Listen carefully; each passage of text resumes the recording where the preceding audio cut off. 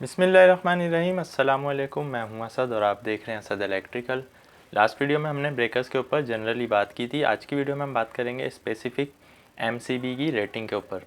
जैसा कि हमने बताया था, एमसीबी यानी कि मिनिएचर सर्किट ब्रेकर, जो कि मैक्सिमम 100 या 125 एम्पेयर्स तक के लिए यूज़ किया जाता है छोटी रेटिंग्स में।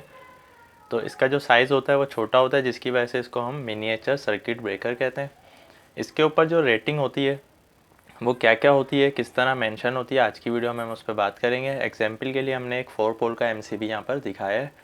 उस पर इस तरह लिखा होता है, आपने देखा होगा कि मसलन C32 400/230 वोल्ट AC। फिर स्क्वायर के अंदर कुछ वैल्यू होती है जो कि थाउजेंड्स में होती है, 6000, 10,000, 2000। फिर उसके साथ ही एक और स्क्वायर के अंदर वैल्यू होती है जो कि 1, 2 या 3 इस तरह के डिजिट्स होते हैं। तो सबसे पहले हम ये देखेंगे कि जो सबसे ऊपर C32 लिखा हुआ होता है या D32 या D62 इसका क्या मतलब होता है।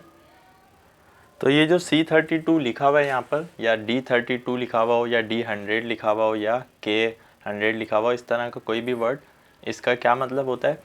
जो CBD इस तरह का वर्ड होगा वो ट्रिपिंग कर्व को जाहिर कर रहा होता है, और उसके साथ जो न्यूमेरिकल वर्ड्स होते हैं वो हमारे करंट रेटिंग को यानी कि एम्पेयर रेटिंग को शो कर रहे होते हैं। वो एम्पेयर रेटिंग इसकी ओवरलोड की होती है। मसलन सबसे पहले हम ट्रिपिंग कर्व पे बात कर लेते हैं। इसमें B, C, D, K और इस तरह के एक दो और भी आते हैं। इससे क्या होता है, ये कर्व को शो करता है। कर्व हमारा इस तरह का बनाया जाता है ब्रेकर में। ये आप देख सकते हैं कि ऊपर की तरफ जो एरो जा रहा है ये टाइम को रिप्रेजेंट करता है, जो कि सेकंड्स में होता है। और ये जो नीचे की तरफ राइट साइड पे एरो जा रहा है ये करंट को यानी कि एम्पेयर्स को रिप्रेजेंट करता है। तो हर ब्रेकर की एक अलग करेक्टरिस्टिक्स होती हैं ट्रिपिंग के हवाले से, कि अगर कोई ब्रेकर बी कर्व वाला है तो उसका जो ट्रिपिंग करंट और ट्रिपिंग टाइम है वो थोड़ा सा डिफ़र करेगा डी वाले से, और डी वाला जो है वो सी से डिफ़र हो करेगा, और इसी तरह के का जो है वो डिफरेंट होगा। तो हर कर्व का एक अलग ट्रिपिंग सेट पॉइंट होता है कि कितने एम्पेयर पे जाके वो ट्रिप होगा। मसलन एक 32 एम्पेयर का ब्रेकर है जो कि जिसमें से 32 एम्पेयर फ्लो हो रहा है, तो क्या वो फ़ौरन ट्रिप हो जाएगा? ऐसा नहीं होता एमसीबी में, चूँकि ये थर्मल ट्रिपिंग होती है इसमें हम जानते हैं। तो वो थोड़ा सा डिले करेगा। तो वो डिले कर्व से हमें पता चलता है कि वो कितने टाइम के बाद जाकर 32 एम्पेयर पर ट्रिप हो जाएगा, या अगर 32 एम्पेयर से करंट जो है वो बढ़ना शुरू होता है तो कितने टाइम में वो ट्रिप हो जाएगा, या इमीडिएटली कहाँ पर जाकर वो ट्रिप करेगा। तो बेसिकली C32 लिखा हुआ हो, C100 लिखा हुआ हो, D50 लिखा हुआ, इस तरह की कोई भी चीज़ें, तो पहला जो वर्ड है अल्फ़ाबेट्स में से B, C, D, K इस तरह का वो ट्रिपिंग कर्व को शो करता है, और उसके बाद जो वर्ड नंबरिंग लिखी हुई होती है वो हमारे ओवरलोड की एम्पेयर्स की रेटिंग होती है, जो कि ब्रेकर जिस पर डिज़ाइन हुआ होता है। अब हम आगे बढ़ते हैं दूसरे स्टेप पर। तो दूसरे नंबर पर यहाँ पर वोल्टेज रेटिंग इसकी लिखी हुई होती है कि ये ब्रेकर 400 वोल्ट या 230 वोल्ट, यानी ये सिंगल फेज़ की बात हो रही है और ये लाइन वोल्टेज की बात हो रही है। तो 230 वोल्ट हो या 400 हो, इसकी मैक्सिमम जो वोल्टेज की रेंज है ब्रेकर की वो इतनी होती है, वो यहाँ पर उन्होंने मेंशन की हुई होती है। फिर ये AC है या DC, तो वोल्टेज के आगे साइन बनाया हुआ था उन्होंने, जिससे पता चल जाता है कि ये AC वोल्टेज है। तो इससे क्या साबित हुआ कि ये ब्रेकर हम 400 वोल्ट AC मैक्सिमम तक ऑपरेट करा सकते हैं। अगर इससे ज़्यादा के वोल्टेज पर हमने इसको यूज़ किया तो हमारा ब्रेकर जो है वो डिफेक्टिव हो जाएगा। तो ये सिर्फ और सिर्फ इसकी वोल्टेज की रेटिंग होती है, ऑपरेटिंग वोल्टेज कहलाते हैं ये। अच्छा, तीसरे नंबर पर जो आपको वैल्यू नज़र आ रही है जो कि थाउजेंड्स में होती है, मसलन 6000 लिखा हुआ है, तो इसका क्या मतलब है, ये हमारे ब्रेकर की ब्रेकिंग कैपेसिटी है। मसलन जब शॉर्ट सर्किट आता है तो हम जानते हैं कि करंट जो है वो हमारा थाउजेंड्स ऑफ एम्पेयर्स में फ़्लो होता है। यानी ऐसा नहीं होता कि शॉर्ट सर्किट की सूरत में 100 एम्पेयर या 200 एम्पेयर गुजरेंगे, बल्कि शॉर्ट सर्किट होने की सूरत में मिनिमम जो है वो थाउजेंड्स में करंट जाएगा, चाहे वो 1000 एम्पेयर हो, 2000 हो, 10,000 हो। ये डिपेंड करेगा हमारा शॉर्ट सर्किट किस नौइयत का है।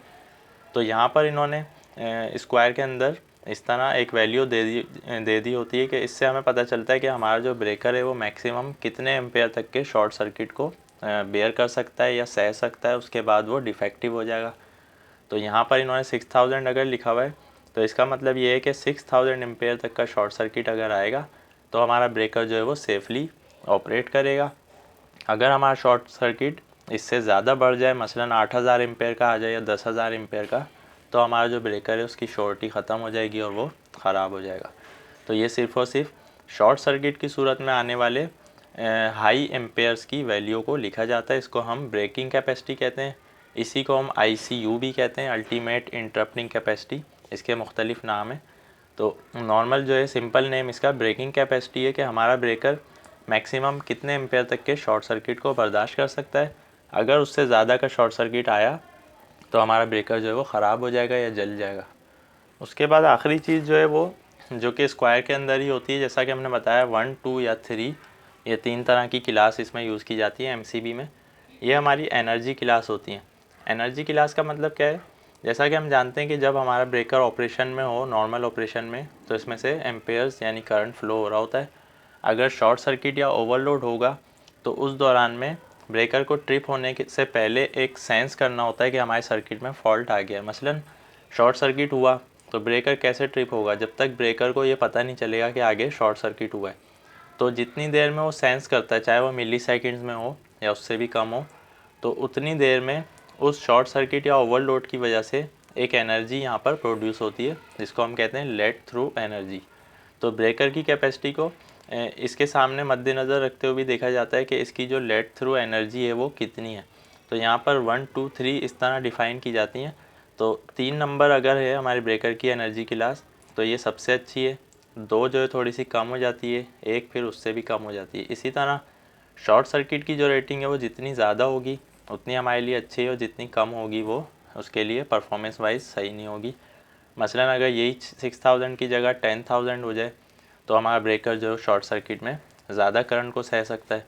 इसी तरह एनर्जी क्लास का भी यही है। तो ये 1, 2, 3 इसी तरह होती हैं। आखिर में हम कर्व्स के हवाले से भी आपको एक चीज़ बताना चाहेंगे कि जो हमारे BCD कर्व हैं, इसको अगर सिंपली डिफ़ाइन किया जाए तो इस तरह डिफ़ाइन किया जा सकता है कि अगर हमारा जो लोड है जो इस ब्रेकर पे चलने वाला है वो रेजिस्टिव टाइप है। जैसा कि हम जानते हैं कि AC सर्किट में हमारा लोड या तो रेजिस्टिव होता है या इंडक्टिव होता है या कैपेसिटिव होता है। तो अगर हमारा लोड रेजिस्टिव टाइप है, जहाँ पर हीटर्स इस तरह के जो है वो पावर फैक्टर जिनका 1 होता है, यूनिटी के करीब होता है, वो वाला लोड हम यूज़ करने जा रहे हैं, तो वहाँ पर हमें B कर्व का ब्रेकर चूज़ करना चाहिए। अगर हमारा लोड इंडक्टिव टाइप है यानी मोटर्स वगैरह वाइंडिंग्स वाला लोड है तो C कर्व का ब्रेकर उसके लिए अच्छा होता है। और कैपेसिटिव टाइप का लोड अगर है जहाँ पर कैपेसिटर्स वगैरह यूज़ किए जा रहे हैं तो वहाँ पर हमें D कर्व की रेटिंग वाला ब्रेकर यूज़ करना चाहिए। तो MCB की रेटिंग के हवाले से आज की वीडियो में हमने काफ़ी चीज़ों को डिस्कस किया। फिर भी आपको कोई कन्फ्यूजन रह गई है या कोई भी आपका क्वेश्चन है, आप कमेंट में पूछ सकते हैं। इंशाल्लाह नेक्स्ट वीडियोज़ में हम मज़ीद जो है सर्किट ब्रेकर्स के ऊपर इन्फॉर्मेटिव वीडियोज़ लेके आएंगे।